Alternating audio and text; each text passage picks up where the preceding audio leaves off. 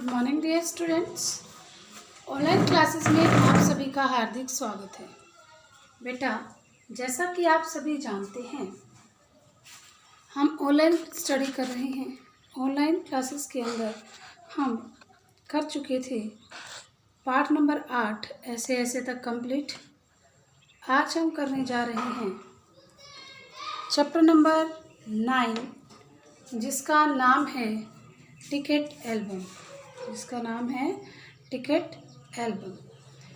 इसके लेखक जो है वो हैं सुंदरा राम स्वामी। कौन है? सुंदरा राम स्वामी इसके लेखक हैं।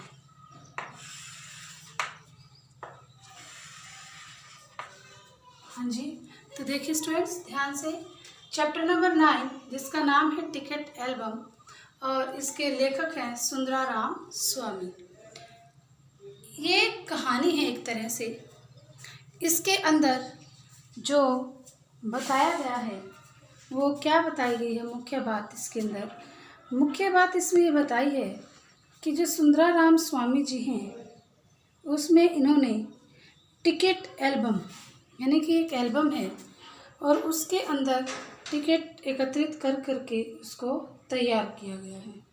ठीक है बेटा, तो इसमें मैं आपको बता दूं कि एक नागराजन नाम का लड़का होता है, एक होता है इसमें नागराजन, दूसरा जो पात्र होता है राजप्पा, कामाक्षी नागराजन की सिस्टर, उसकी बहन नागराजन की, अप्पू और कृष्णन भी होते हैं। बट ये जो मेन जो सारे चैप्टर के अंदर बात जो होती है वो इन दोनों की होती है, नागराजन और राजप्पा की। नागराजन और राजप्पा, इसमें अगर हम बात करें तो इस चैप्टर के अंदर क्या बताया गया है? इसमें लेखक ने बताया कि टिकट जो है, जो एल्बम है, वो नागराजन के मामा जी ने भिजवाया था। किसने भिजवाया था? मामा जी ने भिजवाया था। और कहाँ से भिजवाया था? उसे भिजवाया था उसके मामा जी ने सिंगापुर से। तो बेटे, जो यहाँ पर हमारे पास जो एक कैरेक्टर दिखाई दे रहा है राजप्पा भी टिकट इकट्ठा करके एक एल्बम तैयार की। राजप्पा ने भी उस टिकट को इकट्ठा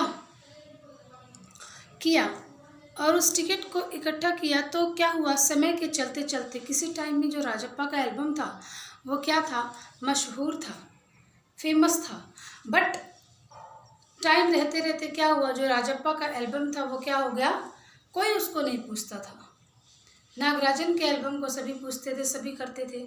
और उस एल्बम को नागराजन के मामा जी ने सिंगापुर से भेजा। कहाँ से भेजा? उसके मामा जी ने भेजा और सिंगापुर से भेजा। तो इसमें कहते हैं कि क्या कहते हैं, आजकल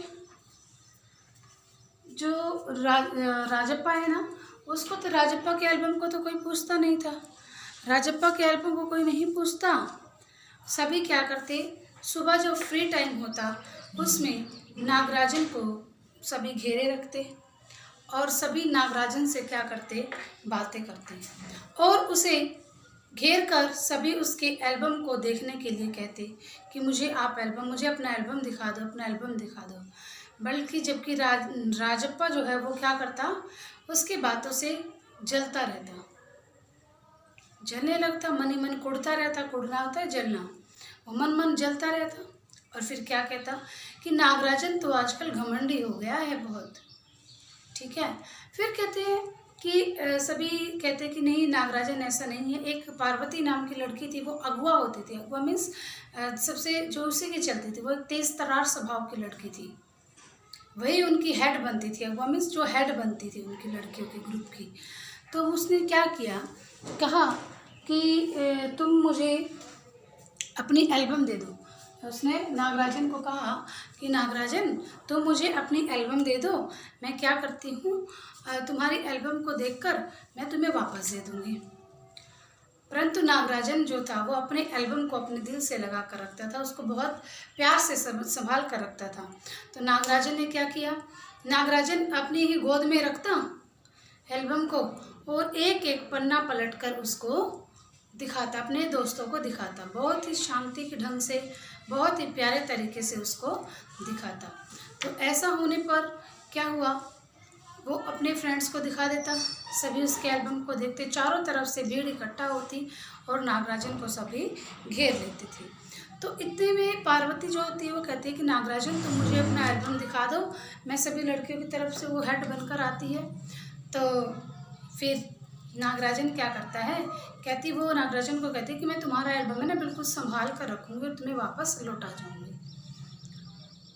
तो ऐसा करने पर नागराजन कहने पर नागराजन उसको एल्बम दे देता है और क्या करता है, फिर वो देखती है एल्बम को और वो नागराजन को लौटा जाती है। तो बेटे जो एक कहानी है हमारे पास टिकट एल्बम, इसमें लेखक ने बताया कि हमें कभी भी कोई भी गलत काम नहीं करना चाहिए, हमें कभी भी कोई गलत काम नहीं करना चाहिए, हमें चोरी नहीं करनी चाहिए। क्यों? क्योंकि इसका एक परिणाम होता है। सबसे पहला परिणाम, हमें अगर हम चोरी करते हैं तो हमारे मन के अंदर जो है घबराहट पैदा होती है। दूसरी बात, हमें क्या करना पड़ता है, हमें उसका हर्जाना देना पड़ता है, मीन्स हमें उसका भुगतान करना पड़ता है।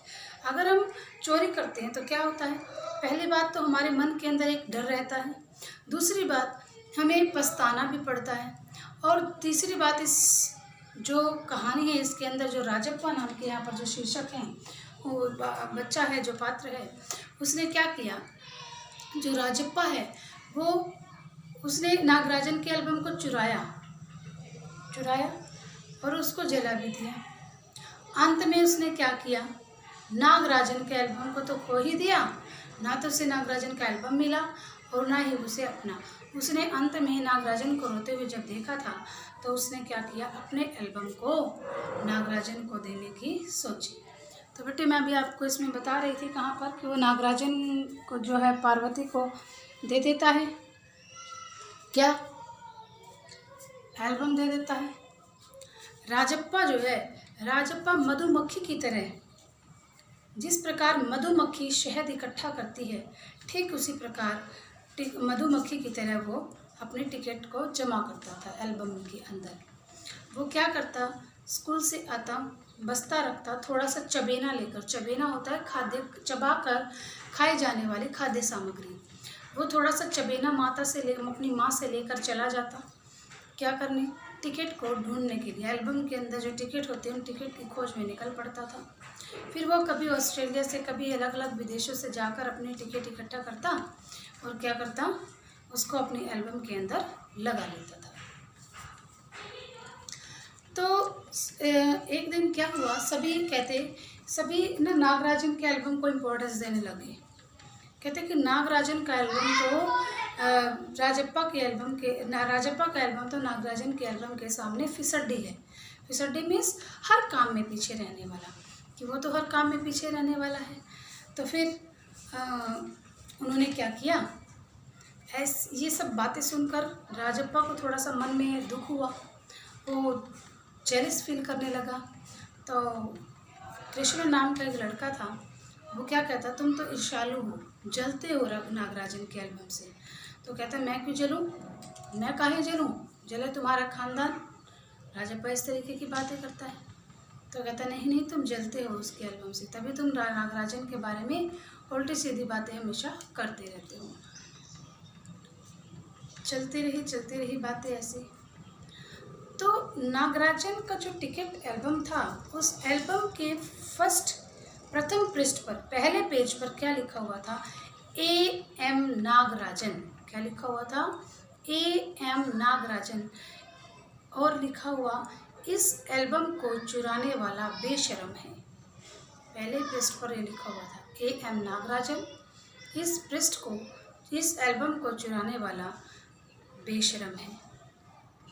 और उस एल्बम पर एक बहुत प्यारी पंक्ति भी लिखी हुई थी, उस पंक्ति को सभी कक्षा के लड़के और लड़कियों ने क्या किया, अपनी कॉपियों में उतार लिया, नकल मार ली, उसको टीप लिया एज इट इज़। उनको वो इतनी अच्छी लगी लाइनें। तो इस प्रकार से राजप्पा ने देखा कि सभी तो नागराजन के फ़ैन हो रहे हैं, मेरी एल्बम को तो कोई पूछता नहीं। वो मन ही मन जलने लगा। उसने क्या किया, एक दिन वो नागराजन के घर पे चला गया। नागराजन के घर गया। नागराजन के घर जाने के बाद वो सीधा ऊपर चला जाता है। पता है कि दोनों दोस्त थे, तो उसको कोई भी रोकता नहीं था। इसको नागराजन को कोई भी नहीं रोकता था। राजप्पा को कोई भी नहीं रोकता था। राजप्पा नागराजन के कमरे में चला जाता है, ऊपर चढ़ता है और वो ये देखता है कि इसकी एल्बम आखिर कहाँ रखी है, मैं इसकी एल्बम को चुरा लूँ। वो उस एल्बम को चुराने की सोचता है। तो जैसे ही टेबल के ऊपर बुक्स रखी हुई थी, वो उनको ऐसे ऐसे करके टटोलता है, छानबीन करता है, देखता है और देखता है तो उसको अलमारी के एक दराज दिखाई देता है। अलमारी के दराज को ऐसे खींच कर देखता है अपनी तरफ, तो वो लॉक होता है, उसके ऊपर ताला लगा होता है। वो चाबी को ढूंढता है, उसको चाबी मिल जाती है और क्या करता है, राजप्पा नागराजन की टिकट एल्बम को अपनी कमीज के नीचे घोंस कर ले आता है, यानी कि छुपा कर ले आता है। ठीक है, इतने में कोई आ भी जाता है। कहते कि आप यहाँ क्या कर रहे हो? कहते हैं कुछ नहीं, मैं यहाँ पर सिर्फ नागराजन से आया था। कामाक्षी फिर उसको बोलती है कि भैया तो शहर गए हैं, भैया तो इधर है ही नहीं। तो कहते चलो कोई बात नहीं, अगर भैया नहीं है तो मैं आता हूँ। उसने क्या किया, जैसे ही नागराजन आता एल्बम को चोरी कर रहा होता है, उसका दिल जोरों से धड़क रहा होता है पूरा, और उसका बदन यानी कि उसका शरीर मानो इस प्रकार से जल रहा हो जैसे किसी ने उसके ऊपर आग डाल रखी हो। जब भी कोई व्यक्ति गलत काम करता है तो उसके मन के अंदर एक घबराहट होती है। ठीक है ना। तो ऐसे ही राजप्पा जब गलत काम कर रहा था, उसको पता था कि वो गलत कर रहा है, वो चोरी कर रहा है। उसके मन के अंदर एक घबराहट थी, एक अजीब सी बेचैनी थी, उसका मन दुखी हुआ, दिल तेज़ी से धड़कने लगा। तो उसने क्या किया, जल्दी जल्दी वो आया और उसने उस एल्बम को अलमारी के पीछे छुपा दिया। फिर जैसे ही नागराजन आते हैं, बाज़ार से आते हैं और अप्पू, तो वो देखते हैं कि नागराजन का एल्बम जो है वो वहाँ से गायब है। फिर अप्पू नागराजन के घर, राजप्पा के घर आता है और कहता है, क्या तुम नागराजन के घर गए? क्या तुम नागराजन के घर गए थे? तो कहता है कि नहीं, क्यों? कहते नागराजन का एल्बम चोरी हो गया है। कहते अच्छा? कहते हाँ। कहते उसने ऐसा कहाँ रख दिया था उस एल्बम को? फिर वो पूछता उससे। फिर कहते हैं कि एल्बम तो उसने अलमारी मेज के दराज में ही रखा था। फिर कहते अच्छा। फिर वो इस तरीके से बिहेव करता है। तो उसने कहा, अप्पू जो है नागराजन को क्या कहता है कि कोई बात नहीं, अगर जिसने भी उसको चुराया है, नागराजन के पिताजी अगर चाहें तो वो क्या करें, 1 मिनट में ही पुलिस फौज को इकट्ठा कर सकते हैं और उस एल्बम चुराने वाले का पता लगा सकते हैं। ऐसा सुनने से नागराजन डर गया, राजप्पा डर गया। राजप्पा को तो डरना ही था, जब उसने गलत काम किया हुआ था तो राजप्पा तो डरेगा ही। तो राजप्पा के मन में एक अजीब सी बेचैनी हुई और अप्पू ने उसको बताया कि जो उसके नागराजन के पिताजी हैं वो डीएसपी के दफ्तर में काम करते हैं। ऐसा सुनने से राजप्पा के जो होश है वो उड़ जाते हैं और फिर वो जाता है और एल्बम को अलमारी के पीछे से निकाल कर तकिए के नीचे रखता है। सोने की कोशिश करता है परंतु वो सो नहीं पाता। क्यों नहीं सो पाता? उसे बेचैनी लगती है, डर के कारण वो डरा होता है कहीं उसके घर पुलिस उस तक ना पहुंच जाए। तो उसने रखी तकिए के नीचे रखा उसने एल्बम को और क्या किया, वो सोने की कोशिश करने लगा परंतु उसे नींद नहीं आती। गलत काम कर रखा, भाई बताओ नींद कहाँ से आएगी। अंत में उसकी माँ उसको उठाती है, कहती है नागराजन तुम उठो, राजप्पा तुम उठो और नहा लो। राजप्पा देखता है और अपनी माँ को आते हुए देखकर वो बाथरूम में घुस जाता है। उसकी मम्मा कहती है कि तुम जल्दी आना, नहा कर जल्दी ही आना। तो राजप्पा क्या करता है, राजप्पा डर के मारे ये सोचता है कि अगर पुलिस मेरे घर तक आ गई तो वो इस एल्बम को ज़रूर ढूंढ लेगी। तो ऐसे में वो क्या करता है, ऐसे में वो उस एल्बम को जलती हुई अंगीठी में डाल देता है। तो देखा बच्चों आपने क्या किया, पहली बात तो नागराजन का जो मन था और राजप्पा का जो मन था वो घबराया, उसके दिल में बेचैनी हुई, घबराहट हुई। और दूसरा, वो एल्बम उसको नहीं मिली। उसने चोरी तो की, परंतु कभी उसने अलमारी के पीछे छिपाई, कभी उसने तकिए के नीचे उसको रखा। फिर भी उसके मन में एक अशांति थी, एक बेचैनी थी। और फिर उसने क्या किया, अंत में उसने उस एल्बम को अंगीठी में ही डाल दिया, है ना। तो स्टूडेंट्स, फिर क्या हुआ, तो ऐसे में नागराजन राजप्पा के घर पहुंचते हैं। रोता है वो, रोता रोता आता है, मन उसका रोआ होता है, मतलब दुखी होता है उसका मन। और वो राजप्पा से कहता है कि भैया यार, मेरा तो एल्बम चोरी हो गया, खराब गुम हो गया है। तो राजप्पा फिर से अनजान बनता और कहता, अच्छा तुमने कहाँ रखा था उस एल्बम को? कहते वहीं पर रखा था, लेकिन मैं बाज़ार से आया तो वो गायब मिला। तो राजप्पा को इस तरीके से देखकर, नागराजन को इस अवस्था में देखकर राजप्पा क्या करते हैं, कहते हैं कि चलो तुम मेरा एल्बम ले ले। नागराजन कहता है, क्यों मजाक करते हो भाई? कहते नहीं, मैं मजाक नहीं कर रहा हूँ, ये सीरियस कह रहा हूँ, मैं बिल्कुल अपने सामान्य तरीके से कह रहा हूँ। लेकिन नागराजन को बिलीव नहीं हो रहा था, उसको यकीन ही नहीं हो रहा था कि जो राजप्पा है वो अपना एल्बम भी दे सकता है। तो इतने में मना करने के बावजूद भी फिर भी राजप्पा उसको अपना एल्बम देता है। तो जैसे ही नागराजन उस एल्बम को कहता है, उसको दिलासा देता है राजप्पा कि तू रो मत, तू मेरा एल्बम ले जा।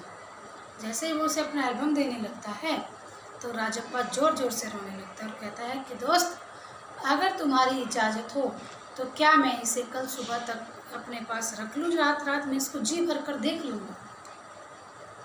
तो राजप्पा ने क्या किया, नागराजन ने क्या कहा कि हाँ दोस्त, तुम इसे रख लो और अपने आप को, मुझे इसको बाद में दे देना। तो राजप्पा ने उस एल्बम को, अपने एल्बम को खोला और देखा और उसे अपने कलेजे से लगाकर, छुपाकर खूब ज़ोर ज़ोर से फुट फुट कर रोने लगा। क्यों रोने लगा?